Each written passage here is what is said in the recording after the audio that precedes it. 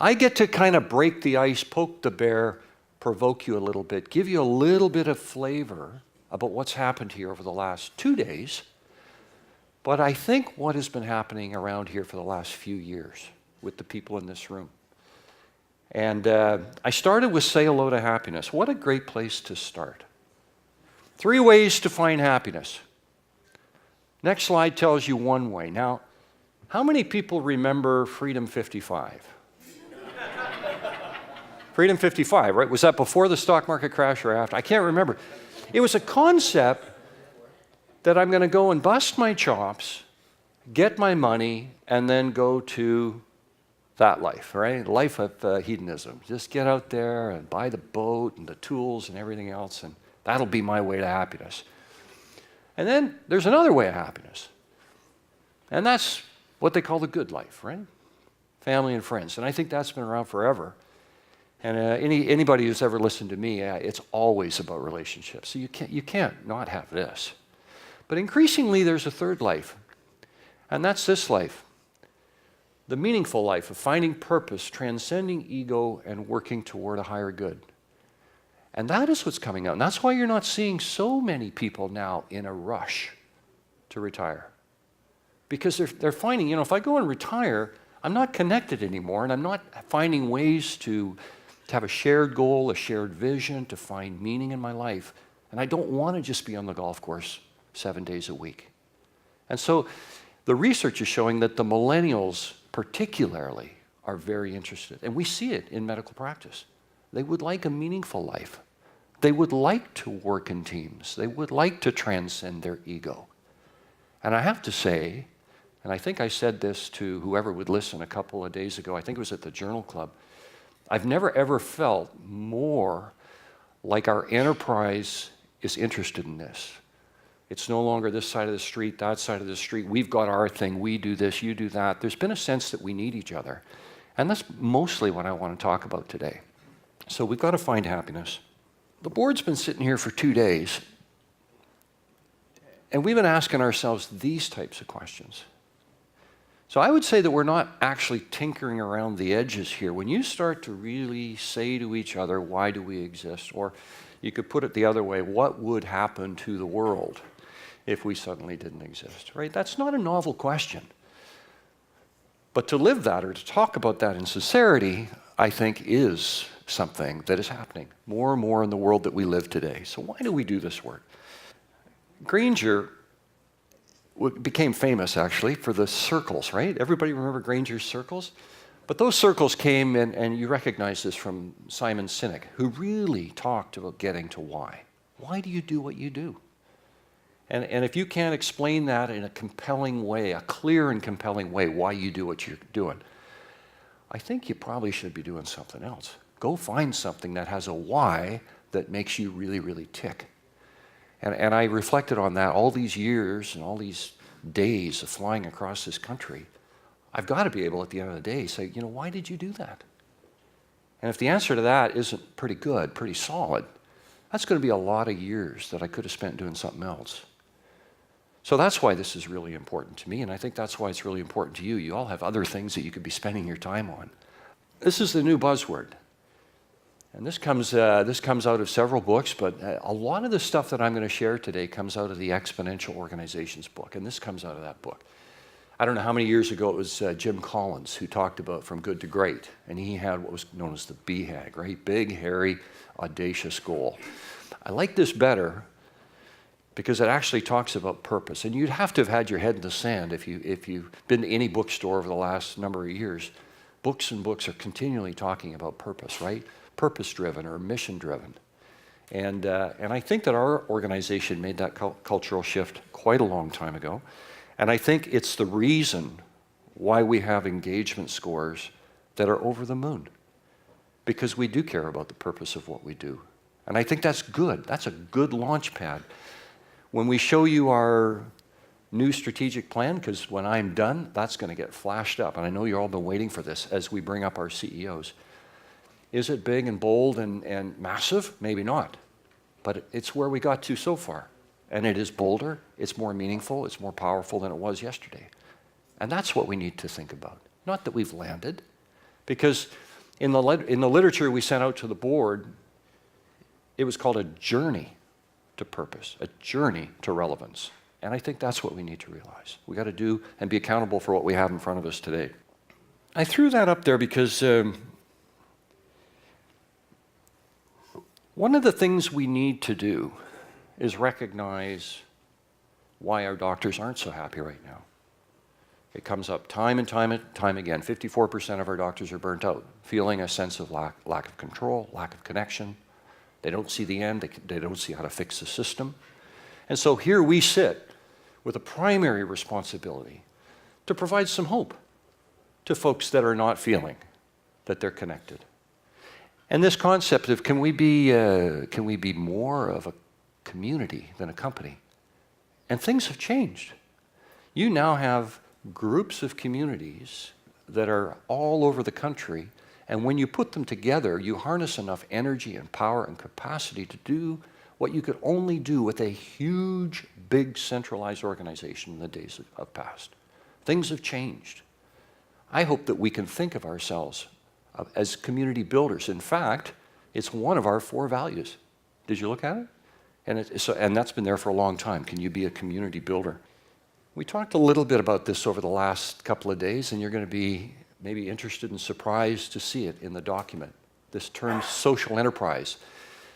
We've known about corporate social responsibility. I've heard about it in the banks. They have a corporate social responsibility policy. But what's giving way is something greater, not an add-on to your basic business line, but something that's at the core of what you do. And that is being a social enterprise. There are over 700,000 social enterprises in the world today, generating over $270 billion in revenue. I remember in negotiations, it used to be said in the doctor's word, you can be well-liked, you can be well-paid, but you can't be both. And that's gone. And Ewan has been kind enough to share some articles. It actually is very profitable to be a social enterprise.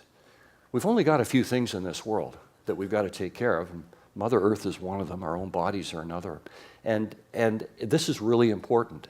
And as we move and gravitate, and congratulations to the folks at Jewel, who are, in my little world, really leading the fore here to talk about Jewel being a social enterprise. Well, when you see our strat, we all want to be a social enterprise.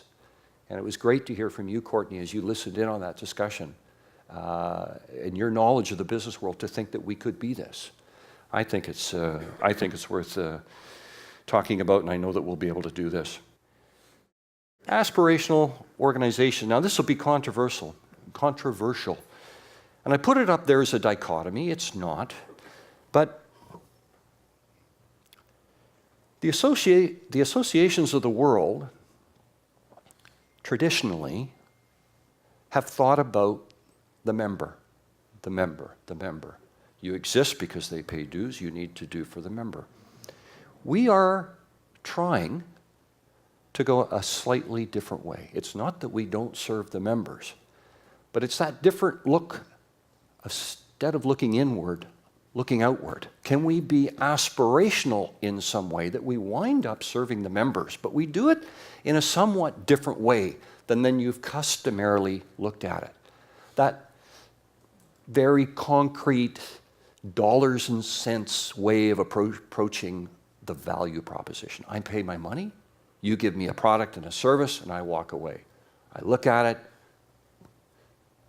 Our value proposition has many, many, many intangibles. And so we've got to realize that, not be embarrassed by that, lead with that, and become an aspirational organization. The next part of this slide excites me because the literature says that if you can capture the hearts and minds and imaginations and ambitions of both those inside the organization as well as the outside the organization, that's what we're trying to do. And I thought of that not only in terms of staff and doctors, but the public at large. When you see our circles, we want to capture the hearts and minds of Canadians, of society. The number one issue on everybody's mind in this country is health. How many times have you heard, if I don't have my health, I don't have much? Or I'm sure glad I still have my health, right? I mean, it's central to living a full and rich and happy life. And it's more than just the absence of disease. That's not what health is all about. I mean, we understand that health is a spiritual thing, it's an emotional thing, it's a physical thing too, but I've seen some really healthy people that have a lot of disease, but I would consider them extremely healthy.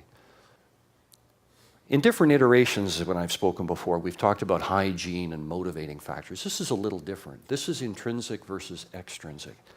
If you really want to rally people and not feel like you're always, the cheerleader and you're throwing out products and you're trying to do all of these extrinsic things, you build communities by connecting with people on the intrinsic side. What do they need and want and value? What's important to them? And if you're able to hit on that, and that's what aspirational organizations do. Have you ever been to an iPhone store? You want to talk about like a community? You go into an iPhone store, it's like a little community. You are in love. There is a virtual cult around the products, the techniques, the way that they do that. They've created something. Google's done it. So many companies have done it. So how can we be that kind of organization that we touch point with what's important to the people that we serve? And we know that's not everybody. And that's okay. This is where we get back to that, would I rather have an organization that had 20,000 members and they shout us from the housetops? Or do I want to brag that I've got 84,000 members and we've got a net promoter score that's really not that good? That's a question. We need to answer that question. We really do. It's fundamental. So here's 3 companies, and I've shared that, and my poor board, you have 2 days of trying to land a strategy. You share a few of your ideas, but this one's great, ideas we're spreading, right? That's an aspirational organization. That's TED, right? Positively impact 1 billion people. And the book that I've been reading out of, and I'm headed down to their university, Singularity University in New York, it's a virtual university. That's what they want to do.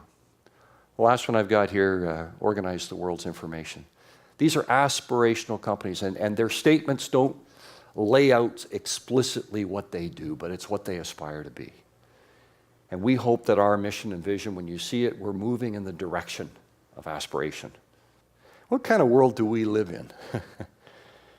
So if that's your growth curve, maybe that does describe us. There is one curve that's worse. Right? There is one that has a downward slope. So, if everybody around you has a downward slope, that's a pretty good slope. Then there's another kind of slope, linear growth. So again, that's good. But if your thinking and your way of acting is linear in a world that is accelerating, what happens? You very quickly work your way into oblivion, right? So there's a third curve. That's the exponential curve. And we've all known about the exponential curve. In fact, when Tim first started talking about a modern CMA, what was the first thing that came out of his mouth? From hundreds to thousands, right? From hundreds to thousands. That's what he talked about. Let's talk a little bit about exponential growth. I'll give you some examples. The typical Fortune 500 company took over 20 years to get to $1 billion. Nowadays, Google, they took a little while to get there, actually. Google did. They were about 8 years. Uber took 4. Instagram, with 13 employees, went to $1 billion in no time. Facebook bought them out, unashamedly. YouTube got bought out as well. So we all know about Gordon Moore's rule. 1964, I think he was a engineer working on circuits for Intel, right? And he came up with this idea that technology, when you get technology working, things will double. I think he said every 18 months. That was the first rule. But a couple more rules have come along. The second rule, any domain, discipline, technology, or industry that is information enabled and powered by information flow, it'll also double annually. So I'll give you an example. They started the Genome Project in 1990. They wanted to do it for $1 billion, and they wanted to finish in about 14 years. 1997 rolled around. They had 1% of the genome labeled. Everybody was saying, oh, this is terrible. We're going to be way over budget. It's going to take forever. We're not going to get it delivered on time. But they didn't understand Moore's law. So they delivered on time, under budget, 4 years later, because it was doubling. It's a good space to be in. But if we think linearly, and we were talking about this morning, Tim, if we start thinking exponentially, and you're all sitting there and say, how does an association, enterprise like this go exponential? I think we're perfectly set up to go exponential. I think we could be the first organization that goes exponential in the space that we're in. Why not? But we've got to think that way. The third rule is that once it starts, it doesn't seem to stop. So what are these technologies that I'm talking about? Well, you know what they are. It's AI, it's robotics, it's biotech, it's bioinformatics, it's data science, it's 3D printing, it's neuroscience, it's medicine. That's the world we live in. I said the other day, anybody bought a new car lately? Do you have any idea how many sensors are in that car? Like everybody knows, it tells you where to go. We're going to have sensors and stuff that I could be standing up here right now with a little sensor in my body telling me, Brodie, your blood pressure's up a little high right now. Just bring it down a little bit. According to your genome, Dr. Brodie, you should not be buying food from aisle 7. Okay? Like that's the world we live in right now. It's a crazy world.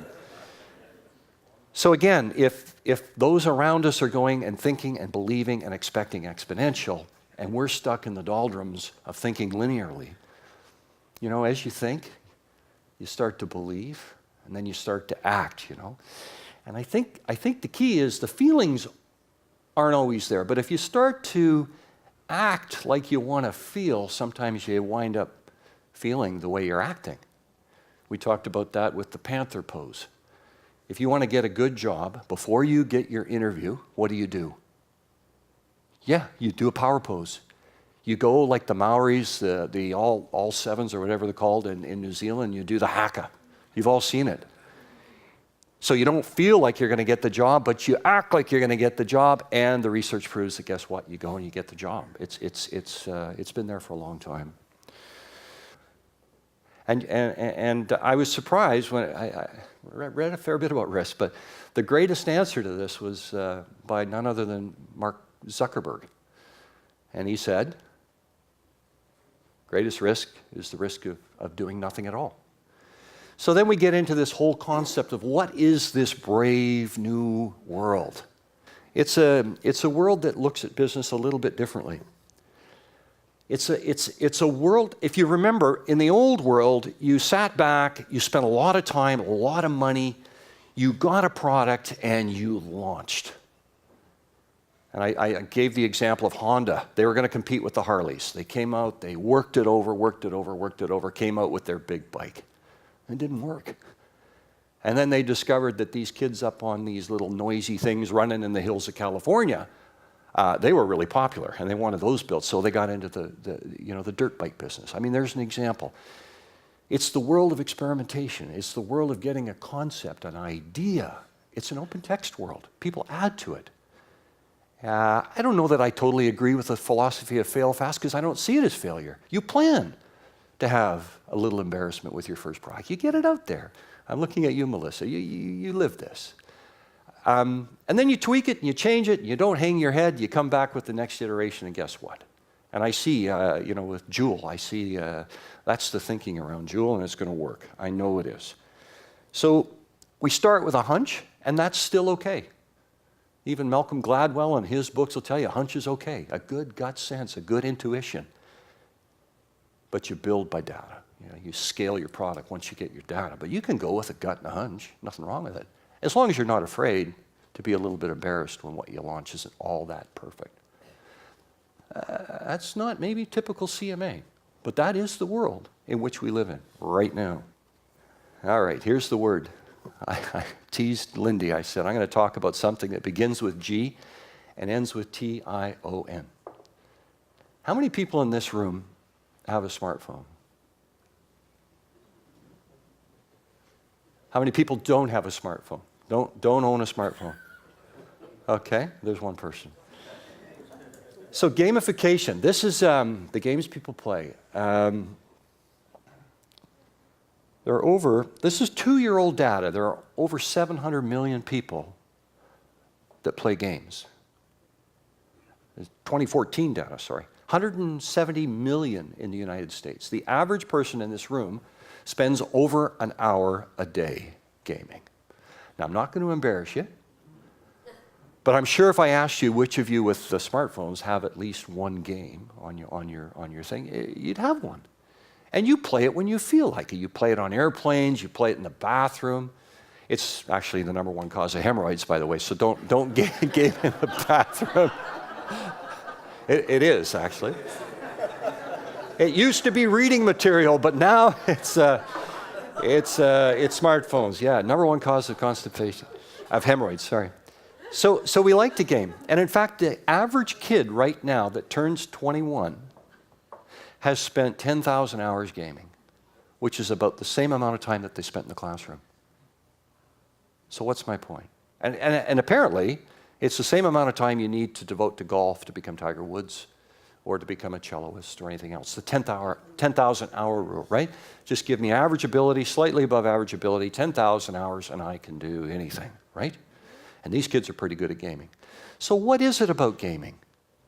There are some fundamental things that we need to understand about gaming, and the dynamics of it is it does motivate behavior. You cannot dispute that. It motivates behavior.